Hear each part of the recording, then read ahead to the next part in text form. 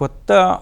యాజమాన్య పద్ధతులు ఎప్పుడైతే చెప్తున్నామో, కొత్త వంగడాలు అనేవి ఏవైతే మనం చెప్తున్నామో, దానికి తగ్గట్టుగా డిసీజ్ రెసిస్టెన్స్ కానీ, పెస్ట్ రెసిస్టెంట్ వెరైటీస్ కానీ వచ్చేటప్పుడు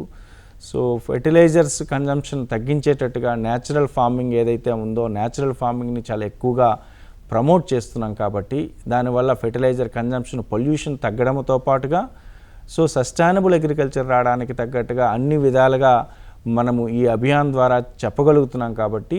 సో దట్ మోర్ నేను అనేది ప్రొడక్షన్ పాయింట్ ఆఫ్ వ్యూలో గొప్పగా ఉన్న దాంట్లో మంచి అచీవ్మెంట్సే ఉన్నాయి. ప్రతి క్రాప్లో కూడా ఇప్పుడు మ్యాక్సిమం ప్రొడక్షన్స్ అనేటువంటి ఉన్నాయి. చిన్న చిన్న గ్యాప్స్ ఏవైతే ఉన్నాయో వాటిని మేము అడ్రస్ చేసుకుంటూ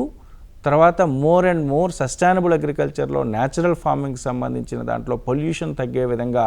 అది కూడా అడ్వకేట్ చేస్తున్నాం కాబట్టి, ఈ కార్యక్రమం ద్వారా